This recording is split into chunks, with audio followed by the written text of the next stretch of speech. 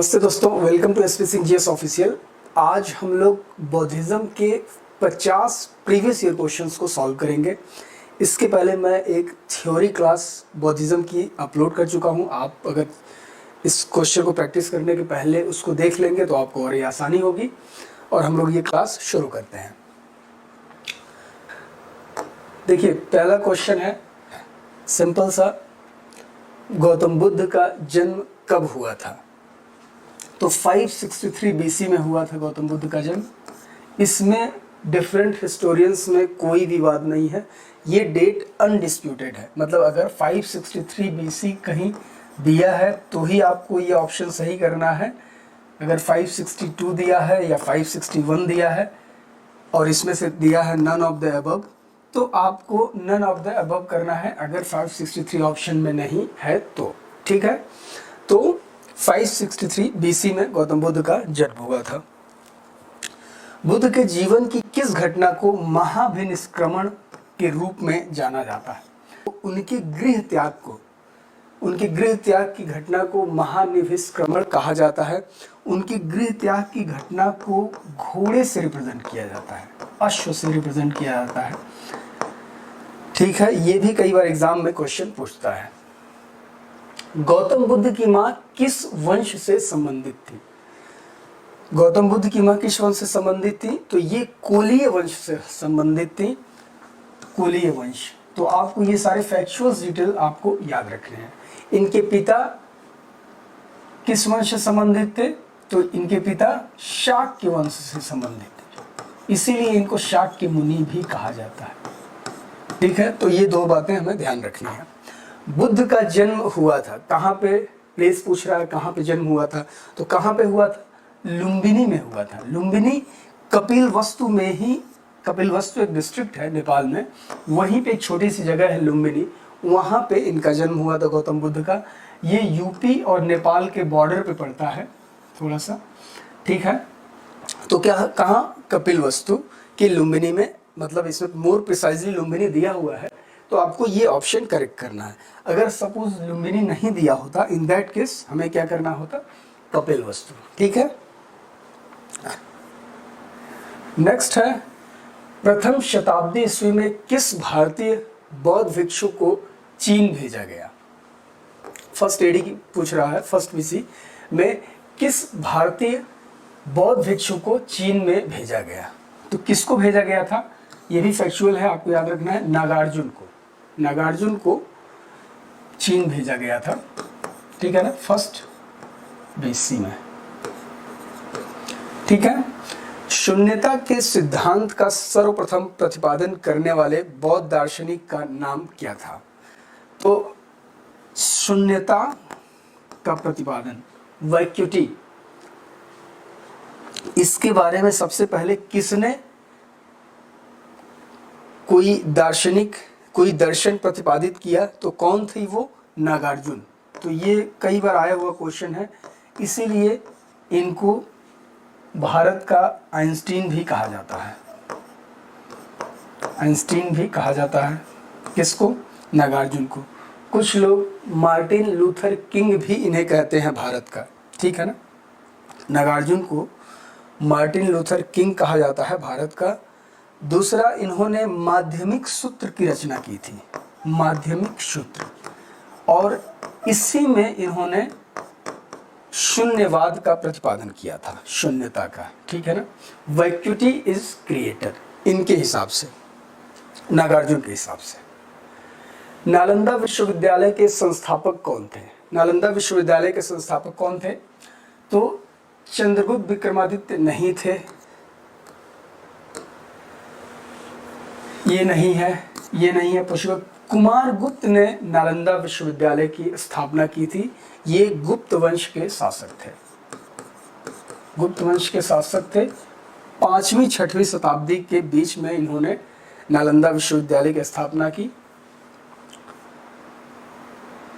कुछ शैलकृत बौद्ध गुफाओं को चैत्य कहा जाता है, जबकि अन्य को विहार। दोनों में क्या अंतर है? देखिए, ये अच्छा क्वेश्चन है। दो चीजें दिया हुआ है, चैत्य और बिहार, इन दोनों में क्या अंतर है ये पूछ रहा है। तो चैत्य बिहार तो हम जानते हैं नाम से, जहाँ बौद्ध भिक्षु विचरण करते थे, जिन क्षेत्रों को या जहाँ पे ठहरते थे, जहाँ रहते थे, वो क्षेत्र बिहार कहलाता था। तो बिहार पूजा स्थल होता था, जबकि चैत्य बौद्ध भिक्षुओं का निवास स्थान तो गलत हो गया। चैत्य पूजा स्थल होता था, जबकि बिहार बौद्ध भिक्षुओं का निवास स्थान होता था, ये सही है, बाकी ऑप्शन की जरूरत नहीं है। तो क्या है, चैत्य क्या होता था, पूजा स्थल, और बौद्ध बिहार, बौद्ध भिक्षु जहाँ पे विहार करते थे वो कौन सी, वो जगह कौन सी थी, उसी को निवास स्थान उनका हुआ करता था, जहाँ पे विचरण करते थे, जहाँ पे विहार करते थे। एक बात। दूसरी बात कि ये चैत्य शब्द चिता से आया है। तो हुआ क्या करता था, मतलब पहले, बौद्धिज्म के पहले, कि चिता जहाँ पे कुछ संतों की चिताएं जलाई जाती थी, उनके अंश पे कुछ इस तरह का टीला नुमा स्ट्रक्चर बना करके उनकी उपासना की जाने की पद्धति थी, उसी से चैत्य शब्द का उद्गम हुआ है। तो ये चीज़ भी अगर जानते हैं तो आप इसको, इसमें से आप आंसर को ड्रॉ कर सकते हैं। चैत्य पूजा स्थल होता था, जबकि बिहार बौद्ध भिक्षुओं का निवास स्थान। ठीक है ना। बौद्ध धर्म के महायान और हीनयान संप्रदायों में सर्वाधिक मौलिक अंतर निम्नलिखित में से कौन सा है। अब हीनयान और महायान से संबंधित ये क्वेश्चन है, और ये जो हीनयान और महायान बौद्धिज्म के ये दो इंपॉर्टेंट सेक्ट हुए, और इनसे एग्जाम्स में अक्सर क्वेश्चन बनते हैं। तो हीनयान और महायान में कुछ बेसिक चीज़ें आप अगर जान लेंगे तो आपको कभी भी क्वेश्चन इस तरह से आएगा इससे रिलेटेड, तो आंसर को आपको, मतलब उसमें आंसर खोजने में आपको कैसे आसानी हो सकती है। वो महायान जो सेक्ट था बुद्धिज्म का, वो एक लिबरल विचारधारा से प्रेरित था। वो जो समाज में और थॉट प्रोसेस था रिलीजियस, उनको अडॉप्ट करने में विश्वास करता था, जबकि हीनयान ऐसा नहीं था।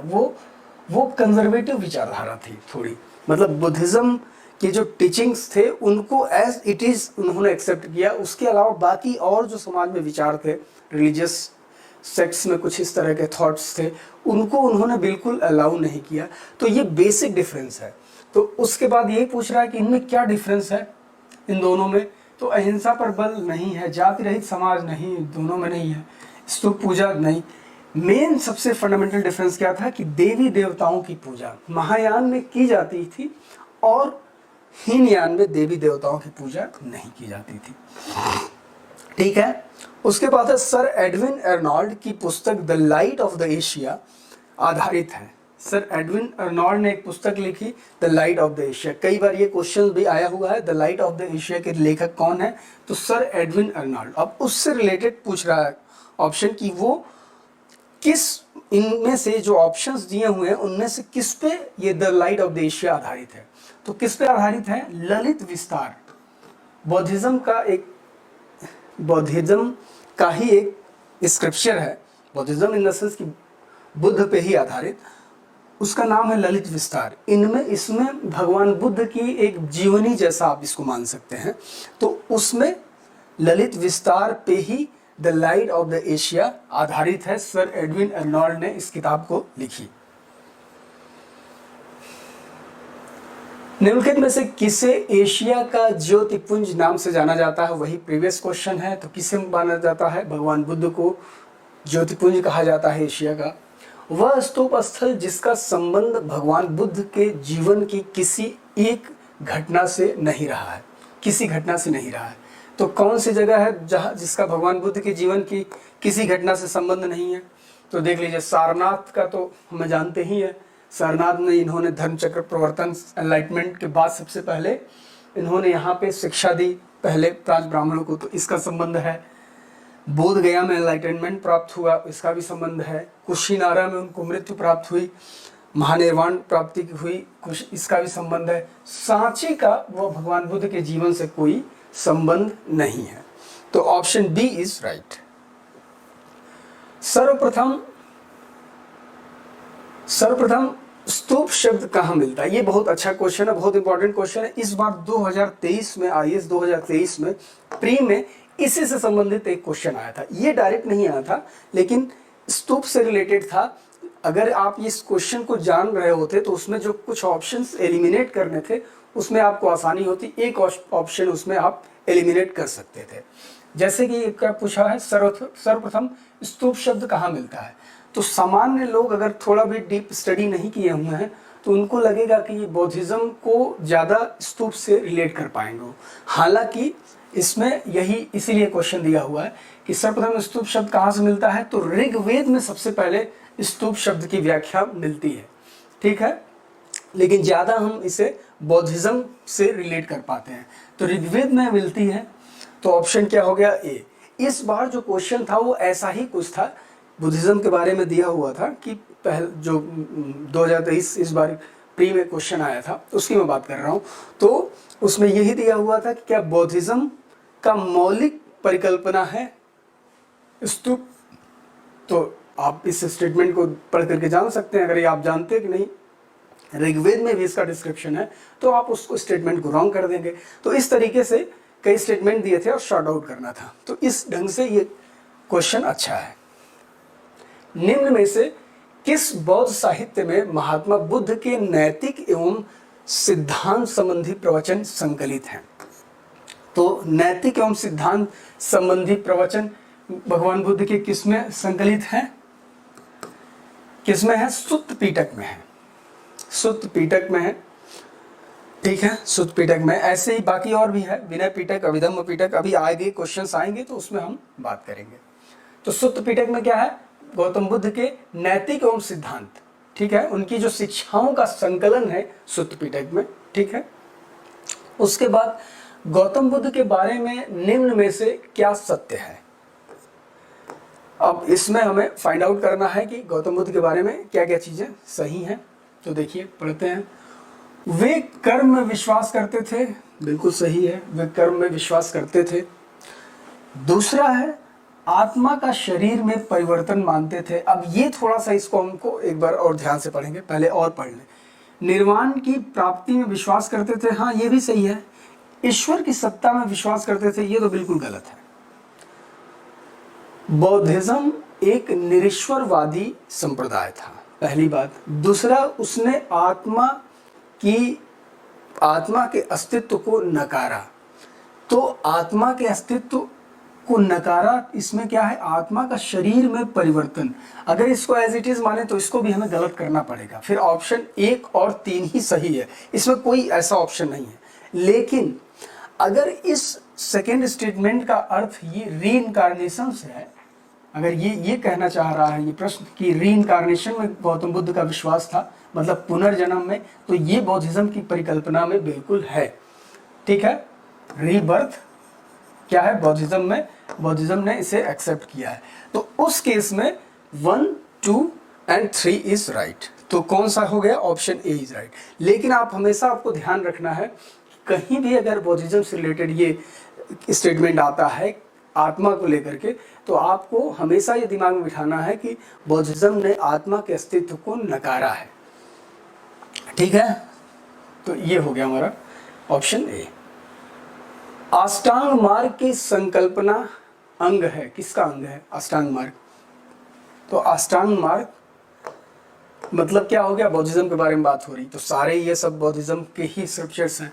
तो अब पूछ रहा है ये अष्टांग मार्ग की संकल्पना किसका अंग है?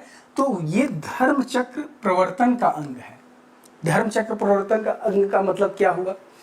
गौतम बुद्ध ने जब एनलाइटनमेंट प्राप्त हुआ उन्हें, जब वो आत्मज्ञानी हुए, बौद्धत्व को प्राप्त हुए, उसके बाद उन्होंने पहली शिक्षा जो दी वो 5 भिक्षुओं को सारनाथ में दिया। और उसमें वो पहला 5 भिक्षुओं को जो ज्ञान दिया वो क्या था? जो भी उन्होंने दिया उसी को हम धर्म चक्र प्रवर्तन कहते हैं। और इसमें उन्होंने ये अष्टांग मार्ग ही, जो अष्टांग मार्ग की बात कही जाती है, 8 फोल्ड पाथ ऑफ बौद्धिज्म, उसी को उन्होंने अपने जो 5 शिष्य थे उनको ज्ञान दिया। तो क्या हो गया? अष्टांग मार्ग किससे रिलेट करता है? धर्म चक्र प्रवर्तन को से, ठीक है। आई बात समझ में? तो ये हमारा हो गया ऑप्शन डी। निम्नलिखित में से किस बौद्ध ग्रंथ में संघ जीवन के नियम प्राप्त होते हैं? अब पूछ रहा है कि किस ग्रंथ में संघ जीवन के नियम प्राप्त होते हैं। तो अब यहाँ पे हम कुछ चीजें देख लेते हैं। पहले गौतम बुद्ध से संबंधित 3 मुख्य किताबें को त्रिपिटक कहा गया है।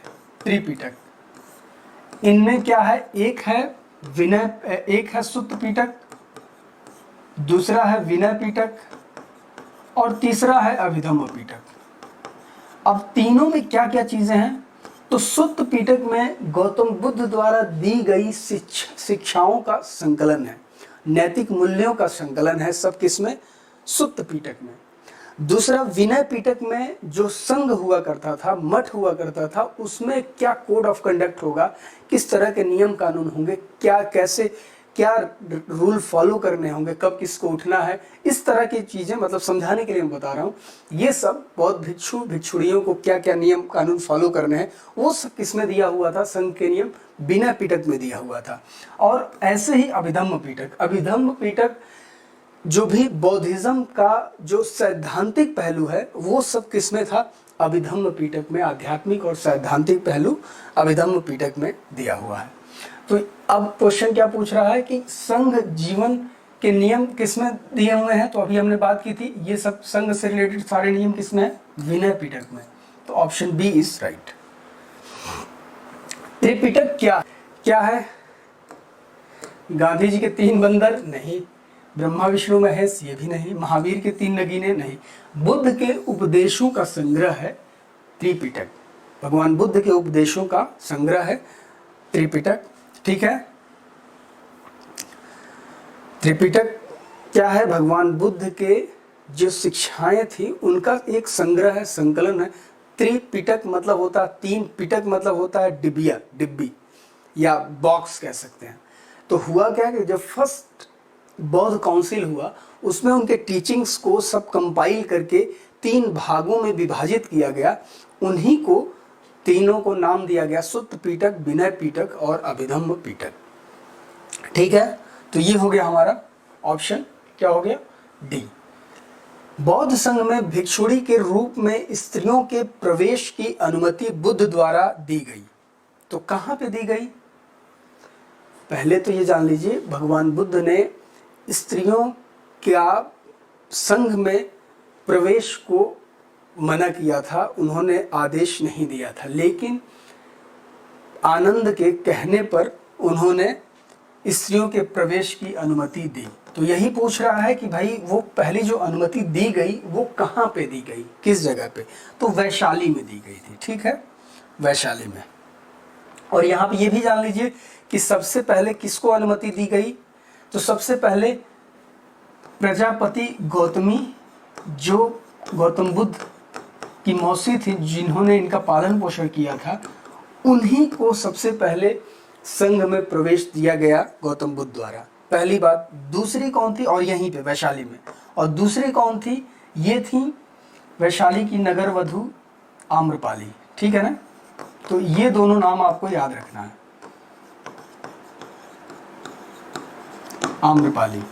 तो क्या हो गया ऑप्शन? यहाँ पे क्या हो गया? वैशाली। ठीक है ना? निम्नलिखित में से कौन सा बौद्ध पवित्र स्थल निरंजना नदी के तट पर स्थित है? निरंजना नदी के तट पे कौन सा स्थल स्थित है? तो कौन सी जगह है वो? निरंजना नदी के तट पर बोध गया।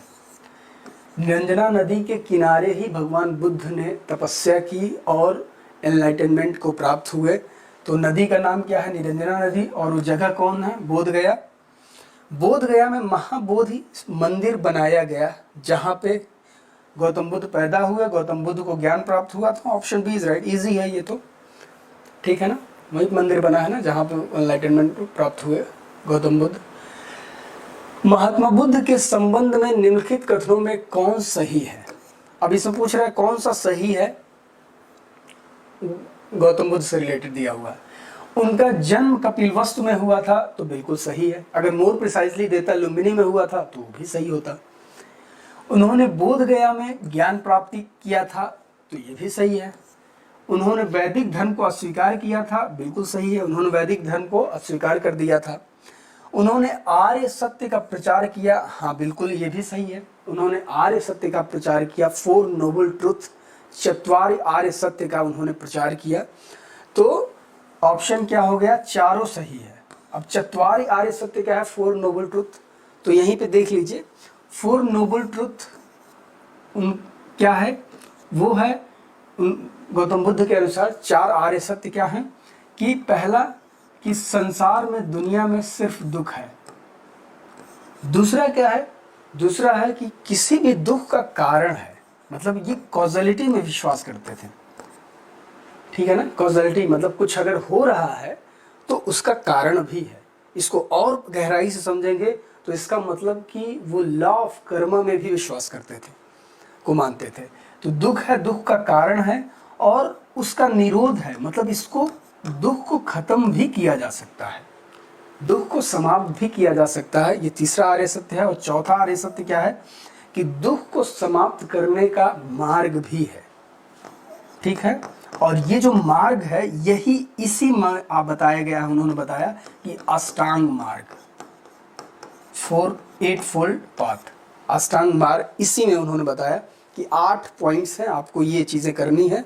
और इसी की जब इन्होंने शिक्षा दी पहली बार सारनाथ में 5 भिक्षुओं को, 5 ब्राह्मणों को, तो उसी को धर्म चक्र प्रवर्तन का नाम दिया गया। तो ये हो गया हमारा क्या, ऑप्शन डी, चारों सही है।